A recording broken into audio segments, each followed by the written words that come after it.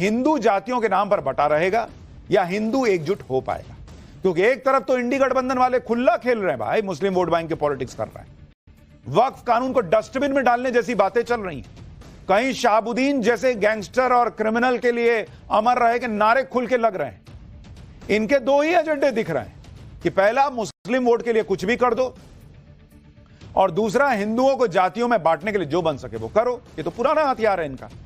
इंडी गठबंधन को लगता है कि मुस्लिम वोट बैंक उनके साथ एक तरफा आ गया तो उनका काम बन जाएगा, क्योंकि हिंदू तो जातियों में बटा हुआ है। बिहार में जबरदस्त जाति की राजनीति होती ही रही है इतने साल से। कोई जो है मुस्लिम यादव का कॉम्बिनेशन बना लेता है, कोई कुर्मी का नेता बन जाता है, कोई जो है फलाने का नेता, ढिमकाने का नेता। इस जाति की राजनीति के सहारे इंडी गठबंधन का बिहार में बेड़ा पार हो जाएगा, ये वो सोच रहे हैं। लेकिन एक तरफ मुस्लिम वोट बैंक और हिंदुओं को जातियों में बांटने वाली पॉलिटिक्स है, और दूसरी तरफ इनके सामने आ गए हैं वो लोग जो हिंदू समाज को जोड़ने की बात करते हैं। इनमें पहला नंबर तो पीएम मोदी के नाम का है, और दूसरे नंबर पर बाबा बागेश्वर, जिन्हें पीएम मोदी अपना छोटा भाई बता चुके हैं। पीएम मोदी की ही तरह बाबा बागेश्वर भी हिंदुओं से लगातार जातियों का भेदभाव बुलाकर एकजुट होने की अपील कर रहे हैं। और अब बिहार में तो बाबा बागेश्वर ने हिंदू एकता से आगे बढ़ते हुए गजवाए हिंद का मुकाबला करने के लिए भगवाए हिंद का नारा दे दिया है। वो इंडी गठबंधन के डायरेक्ट टारगेट पर आ गए। मौका था पटना में हुए सनातन महाकुंभ का। भले ही बाबा बागेश्वर से 2 घंटे के लिए सनातन महाकुंभ में रहे, लेकिन इन 2 घंटों में ही बाबा बागेश्वर ने ऐसी ऐसी पर्ची खोल दी कि इंडी गठबंधन वाले एकदम हिल गए। आज पाठशाला में बाबा बागेश्वर के भगवाए हिंद पर मचे बवाल की पूरी डिटेल रिपोर्ट आपको दिखाऊंगा। बाबा बागेश्वर हो या दूसरे साधु संत या फिर प्रधानमंत्री मोदी, इन सबको हिंदुओं से एकजुट होने की अपील क्यों करनी पड़ रही है? क्या इसका बिहार चुनाव में असर दिखेगा? साथ ही इस पर भी बात होगी कि महाकुंभ और कावड़ समेत सनातन के सभी त्योहारों पर कमियां ढूंढने वालों को मुंह में दही क्यों जम गई जब मुहर्रम पर जगह जगह बवाल मचा।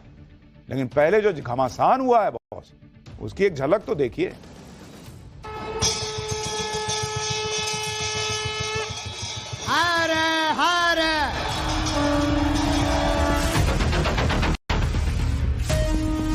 देश को बहुत सी ताकतें गजवाए हिंद बनाना चाहती है, और बिहार के पागलों, हमारा एक ही सपना है, भगवाए हिंद होना चाहिए। केवल कपड़े पहनने से कोई बाबा योगी नहीं बन जाता, विचार और आचरण से बनता है। शहाबुद्दीन जी अमर रहे। अरे सब कुम का क्या कोई मतलब है? फालतू है कुम। बिहार हिंदू विरोधियों को सत्ता नहीं सौंपेगा। बॉस, बिहार के चुनाव में गजब लाइन खिंच गई है। एक तरफ बागेश्वर बाबा और तमाम हिंदू संत कह रहे हैं कि हिंदू विरोधियों को सत्ता नहीं सौंपेगा बिहार। दूसरी तरफ इंडी अलायंस वाले खुल के बिछ गए हैं मुस्लिम वोट के लिए। वक्फ कानून को डस्टबिन में डाल देंगे, शहाबुद्दीन जी अमर रहे, ऐसे ऐसे नारे लग रहे हैं। पटना में हुए सनातन महाकुंभ में बाबा बागेश्वर ही नहीं बल्कि जगत गुरु रामभद्राचार्य समेत देश भर के तमाम साधु संत शामिल हुए, और सभी ने एक सुर में हिंदुओं से जातियों को भूलकर एकजुट होने की अपील की। पटना की पसीने से तरबतर करने वाली गर्मी के बीच बाबा बागेश्वर ने सनातन विरोधियों को ऐसी खरी खोटी सुनाई कि सबके अलग से पसीने छूट गए। बिहार में जल्दी ही विधानसभा चुनाव होने और इसलिए बाबा बागेश्वर के पटना पहुंचने से सियासी गलियारों में गर्मी बढ़ गई। उनके ये कहने से कि भगवाए हिंद होगा, कईयों को बुखार चढ़ गया। उनके ये कहने से कि जाति में मत बंटना, जाति की पॉलिटिक्स करने वालों के पैरों तले जमीन निकल गई, क्योंकि बाबा बागेश्वर ने संतों की मौजूदगी में जातिवाद, क्षेत्रवाद और भाषा विवाद की राजनीति करने वालों की बखिया उधेड़ दी। बाबा बागेश्वर ने गजवाए हिंद के जवाब में लोगों को भगवाए हिंद का संकल्प लेने के लिए कह दिया।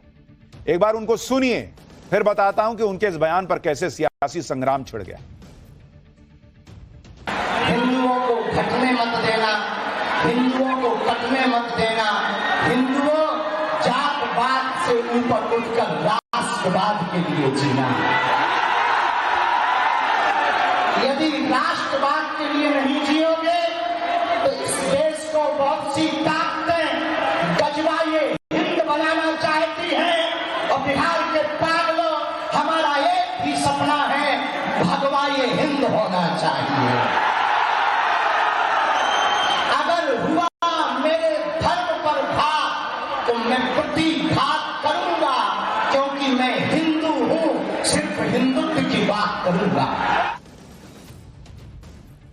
बाबा बागेश्वर खुलकर बोलते हैं और उन्होंने भगवाए हिंद क्या कहा, पूरा इंडी गठबंधन बाबा बागेश्वर पर टूट पड़ा।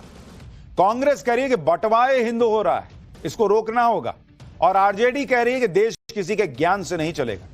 कांग्रेस नेता उदित राज और आरजेडी के नेता मृत्युंजय तिवारी को सुनिए, फिर आपको बाबा बागेश्वर की और भी बातें सुनाऊंगा।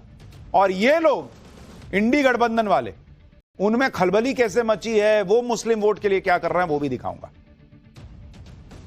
अगर गजवा हिंद न हो भारत में तो बटवा हिंद खत्म करना पड़ेगा। बटवा हिंद किसने किया? इन्होंने ही किया, जातियों में बांट कर तो बटवा हिंद आपने किया। तो भगवा हिंद से गजवा हिंद नहीं रोकेगा। हिंदुस्तान अपने नियम कानून संविधान से चलेगा, किसी के ज्ञान से नहीं चलेगा। यहाँ जो लोग हिंदू राष्ट्र बनाने की बात करते हैं, वो भी बिहार से, ये उनको समझ लेना चाहिए, ये बिहार लोकतंत्र की जननी है। यहाँ नौकरी बांटने वाले, यहाँ इंसानियत बांटने वाले, कलम बांटने वाले का राज होगा। नफरत बांटने वाले, तलवार बांटने वाले का सपना पूरा नहीं होगा। जब ये लोग खड़े होकर कहते हैं कि संसद से पास हुआ कानून, वक्फ कानून डस्टबिन में डाल देंगे अगर बिहार में सरकार बन गई, बिहार में सरकार बनेगी तो संसद का कानून कैसे फाड़ दोगे जी? तब संविधान की याद नहीं आती है।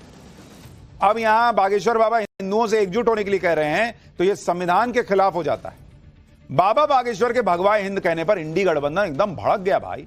पटना में बाबा बागेश्वर ने सिर्फ भगवाए हिंद का संकल्प ही नहीं याद दिलाया, बल्कि बिहार के गौरवशाली इतिहास का हवाला देते हुए भी भविष्यवाणी कर दी कि भारत जब भी हिंदू राष्ट्र बनेगा तो पहला राज्य बिहार होगा। सुनिए एक बार इसको भी। बिहार की जो भूमि, ज्ञान की भूमि, बिहार की यह वो भूमि जिसमें नीति थी, बिहार की यह भूमि जहां किशोरी जी प्रकट हुई, बिहार की ये भूमि जहां हमारा भरोसा है कि यदि भारत हिंदू राष्ट्र होगा तो पहला राज्य बिहार होगा। बाबा बागेश्वर खुलकर हिंदू राष्ट्र की बात तो पहले से कर रहे हैं, खुलकर हिंदुओं को जोड़ने की बात तो करते ही रहे। वो खुलकर ये कहते रहे कि हिंदुओं को जातियों में बंटने की जरूरत नहीं है और न देंगे उनको बंट। उनकी ये बातें उन लोगों को कैसे पसंद आ सकती हैं जिनकी पूरी पॉलिटिक्स ही, राजनीति जो है वो जाति के नाम पर चलती है। लेकिन बाबा बागेश्वर इससे रुकने वाले नहीं है। बाबा बागेश्वर 7 नवंबर से 16 नवंबर तक दिल्ली से वृंदावन तक सनातन हिंदू एकता यात्रा निकालने के लिए तैयार हो गए। बाबा बागेश्वर की यह पदयात्रा 131 किलोमीटर की होगी, जो दिल्ली, हरियाणा और यूपी से होकर गुजरेगी। इस यात्रा के दौरान बाबा बागेश्वर इन 3 राज्यों में करीब 400 शहर और गांव को कवर करेंगे, जिनमें करीब 5 करोड़ की आबादी रहती है। यह यात्रा 131 किलोमीटर की होगी। यात्रा दिल्ली, हरियाणा और उत्तर प्रदेश से होते हुए गुजरेगी और इसके बाद दिसंबर या फिर अगले साल जनवरी में बाबा बागेश्वर बिहार में भी पदयात्रा निकालेंगे।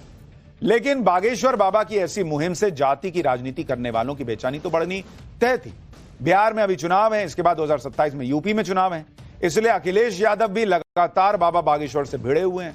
अखिलेश यादव ने आज फिर कह दिया कि भगवा पहनने से कोई बाबा या योगी नहीं बन जाता है। एक बार अखिलेश यादव का दर्द भी सुनिए। सच्चा रास्ता ही धर्म का रास्ता है, वही सनातन का रास्ता है। अन्याय करने वाले सनातनी नहीं हो सकते, भेदभाव करने वाले सनातनी नहीं हो सकते, बच्चों से राजनीति कराने वाले, सियासत कराने वाले लोग सनातनी नहीं हो सकते। केवल कपड़े पहनने से कोई बाबा योगी नहीं बन जाता है, विचार और आचरण से बनता है। कई लोगों को यह भी लगता है सिर्फ लाल रंग अपना लेने से कोई समाजवादी नहीं बन जाता। समाजवाद को लाने का भी एक आचरण होना चाहिए, लेकिन सबका अपना अपना नजरिया है और पॉलिटिक्स है तो लोग एक दूसरे पर बातें कह रहे हैं। भले ही धर्म और जाति को ढाल बनाकर वोटों की लड़ाई लड़ रहे लोग बाबा बागेश्वर के भगवाए हिंद के संकल्प पर सवाल उठा रहे हैं, लेकिन बाबा बागेश्वर के हिंदू राष्ट्र के संकल्प पर पटना की पब्लिक क्या बोल रही है वो भी तो जानना जरूरी है। सुनिए पटना की पब्लिक क्या बोली।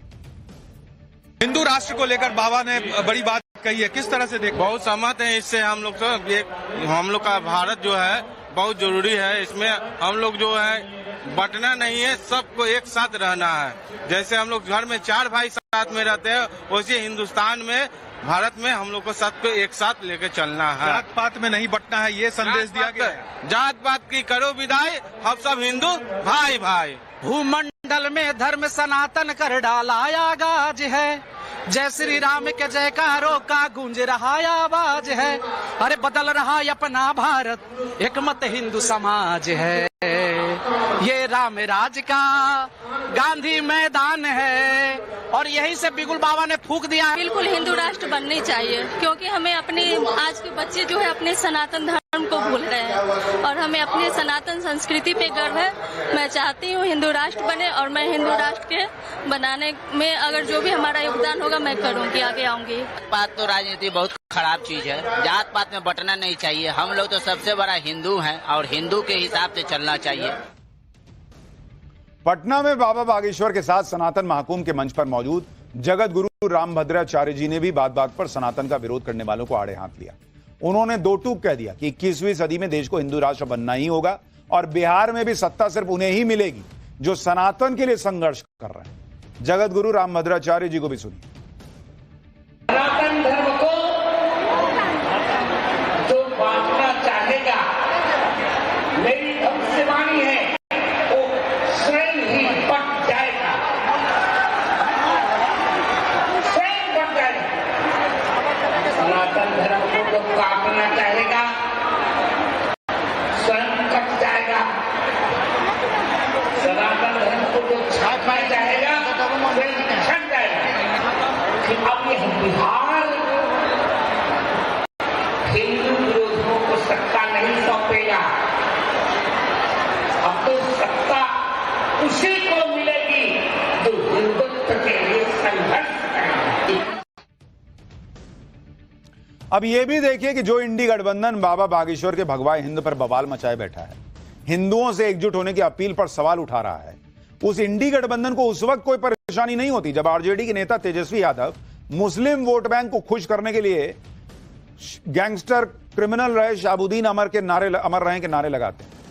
जबकि ये वही शाहबुद्दीन है जिसका 1990 से 2005 के बीच लालू और राबड़ी के शासन को जंगलराज की पहचान दिलाने में बड़ा रोल रहा। उस दौर में बिहार में हत्या, अपहरण और रंगदारी जैसे क्राइम चरम पर थे। शाहबुद्दीन को उस दौर में सिवान में डर का पर्याय माना जाता था। लेकिन वायरल हो रहे एक वीडियो को सुनिए, तेजस्वी यादव किस तरह उसी शाहबुद्दीन के समर्थन में नारे लगा रहे हैं, और बीजेपी ने तेजस्वी की इस नारेबाजी को क्यों मुहर्रम के दौरान हुई हिंसा से जोड़ दिया, वो भी आगे दिखाऊंगा। शाहबुद्दीन जी अमर रहे, तस्लीमुद्दीन जी अमर रहे, शाहबुद्दीन जी अमर रहे, तस्लीमुद्दीन जी अमर रहे। तेजस्वी यादव की इस नारेबाजी को बीजेपी ने बिहार में मुहर्रम के दौरान भड़की हिंसा की वजह बताया। बीजेपी आईटी सेल के प्रमुख अमित मालवीय ने ट्वीट किया कि तेजस्वी यादव ने हाल ही में मंच से शाहबुद्दीन जिंदाबाद के नारे लगवाए, और उसके तुरंत बाद ही बिहार में अराजक तत्वों ने मुहर्रम के जुलूस की आड़ में हिंदू समाज पर हमले शुरू कर दिए। मोतिहारी में ऐसी ही एक घटना में अजय यादव की नृशंस हत्या कर दी गई। तेजस्वी यादव जो खुद यादव समाज से आते हैं, उन्होंने अब तक इस हत्या पर एक शब्द नहीं बोला। क्या राजद की राजनीति में मुस्लिम तुष्टीकरण इतना हावी हो गया है कि यादव समाज की जान की कोई कीमत नहीं रह गई? मुहर्रम के नाम पर हाल के दिनों में बिहार के कई जिलों में हुई हिंसा उसी शाहबुद्दीनवादी मानसिकता का परिणाम है जिसे तेजस्वी यादव मन से महिमा मंडित कर रहे हैं। यह अमित मालवीय ने ट्वीट किया। बीजेपी मुहर्रम के दौरान भड़की जिस हिंसा के लिए तेजस्वी यादव को जिम्मेदार ठहरा रही है, उसकी तस्वीर भी आगे दिखाऊंगा। पहले यह भी देखिए कि तुष्टीकरण की राजनीति के लिए और अपने वोट बैंक को खुश करने के लिए आरजेडी कैसे किसी भी हद तक जाने को तैयार दिख रही है। इन दो तस्वीरों को देखिए। पहली तस्वीर इसी साल फरवरी की है जब प्रयागराज में महाकुंभ चल रहा था। उस वक्त जब लालू यादव से महाकुंभ पर सवाल पूछा गया तो उन्होंने बिना देर लगाए महाकुंभ को फालतू बता दिया, जिस पर साधु संतों ने नाराजगी भी जताई थी। और दूसरी तरफ मुहर्रम की तस्वीर देखिए। लालू यादव के घर पर ताजिया जुलूस पहुंचा। राबड़ी देवी ने ताजिए का स्वागत किया और अपनी बेटी के साथ मिलकर ताजिए की पूजा की और जल भी चढ़ाया। लालू यादव भी कुर्सी पर बैठकर जुलूस में शामिल लोगों के करतब देखते नजर आए। लालू यादव ने अपने घर पर जुलूस का स्वागत किया, इसका उन्हें पूरा अधिकार है। लेकिन सवाल तब उठता है जब हिंदुओं की आस्था के महाकुंभ को आप फालतू कहते हैं। आप भी महाकुंभ पर दिया लालू यादव को वो बयान सुनिए। कुंभ में सर जिस तरह से भीड़ बढ़ रही है, अरे सब कुंभ का क्या कोई मतलब है? फालतू है, कुम है, कुम है।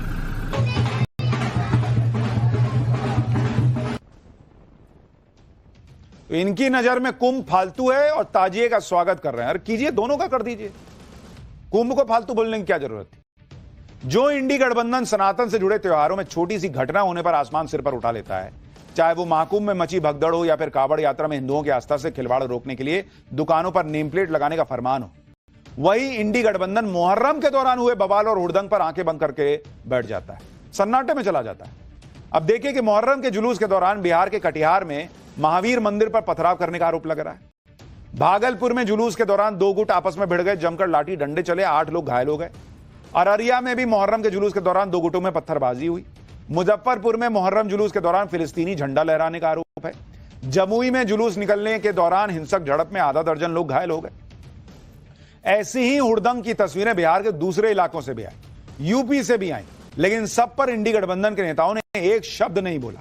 लेकिन हिंदू एकता की बात क्यों हो रही है, बाबा बागेश्वर और दूसरे साधु संत हिंदुओं से एकजुट होने की अपील क्यों कर रहे हैं, इसे समझना भी जरूरी है। पिछले दिनों ही देश भर में हिंदू लड़कियों को टारगेट कर मुस्लिम बनाने की बड़ी साजिश का पर्दाफाश भी हुआ है और शुरुआती जांच में पता चला है कि हिंदुओं के धर्मांतरण का यह घिनौना काम 1, 2 या 3 साल से नहीं, 40 साल से चल रहा। हिंदू लड़कियों के धर्मांतरण के लिए लाखों के पैकेज तय किए गए थे। यूपी के बलरामपुर में पुलिस ने धर्मांतरण के इस घिनौने खेल के मास्टरमाइंड झांगुर बाबा उर्फ जलालुद्दीन को भी गिरफ्तार किया है। उसकी सहयोगी नीतू उर्फ नसरीन भी सलाखों के पीछे पहुंच चुकी है। जांच आगे बढ़ी तो धर्मांतरण के इस धंधे में करोड़ों के लेन देन का खुलासा हुआ, जिसके लिए मास्टरमाइंड झांगुर बाबा ने फर्जी संस्थानों के नाम पर 40 से अधिक बैंक अकाउंट खुलवाए हुए थे। इन बैंक अकाउंट्स में करीब 100 करोड़ की फंडिंग का खुलासा हुआ। आरोप है कि हिंदू लड़कियों के धर्मांतरण के लिए संगठित गिरोह तैयार किया गया था। जाति के हिसाब से लड़कियों के धर्मांतरण का रेट फिक्स किया गया था।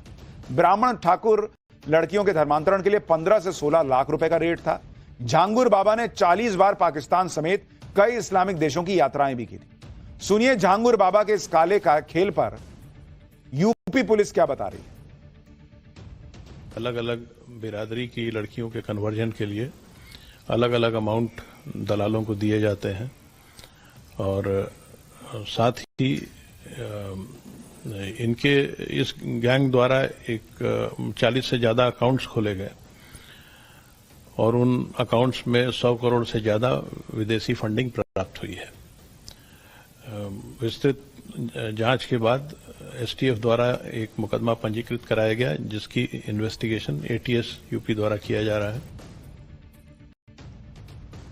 तो झांगुर बाबा और जलालुद्दीन तो अरेस्ट हो गया है, लेकिन अब सोचिए कि 40 सालों में कितनी हिंदू लड़कियों को टारगेट किया गया होगा अगर यह आरोप जिस तरह से लग रहा है, और उन्हें कन्वर्ट किया जा चुका होगा। इस गैंग की एक पीड़ित को सुनिए, कैसे वो धोखाधड़ी का शिकार हुई और कैसे हिंदू राष्ट्र को मुस्लिम मुल्क बनाने की साजिश रची जा रही है, आरोप लगा रही है। इसमें मेरे से अमित बन के बाद में मिलकर आया, जिसका असली नाम अबू आमिर अंसारी है, सन ऑफ अबू हुरैरा अंसारी। जो बड़े पैमाने पे ये लोग काम कर रहे हैं। अबू हुरैरा पिछले 40 वर्षों से इस काम को कर रहे हैं, धर्मांतरण के कार्य को, और अभी भी अगर उनके खिलाफ अगर सबूत ढूंढा जाएगा तो मिल जाएगा उनके खिलाफ। ये मेरा निकाह पढ़ाया गया था, वो भी धोखाधड़ी से, क्योंकि जबकि उन्होंने कहा था कि तुम्हारी शादी तुम्हारी आस्था के अनुसार होगी और तुम्हें कोई जोर जबरदस्ती कोई दबाव नहीं बनाया जाएगा, परंतु ऐसा कुछ भी नहीं हुआ। उनका मकसद ही यही है कि हिंदू राष्ट्र को इस्लामिक मुल्क बनाने का। खैर, ये सब जो चल रहा है वो आपको दिखा रहा था ताकि आपको पता रहे कि क्यों बार बार बागेश्वर बाबा, जगत गुरु रामभद्राचार्य जी और तमाम दूसरे साधु संत जो है वो ये कहते हैं कि भाई जाति में मत बंटो। क्यों नरेंद्र मोदी कहते हैं कि जाति में मत बंटो। और अब ये पॉलिटिक्स बिहार में पहुंची है और देखिए वहां क्या होता है। फिलहाल पाठशाला में अगली क्लास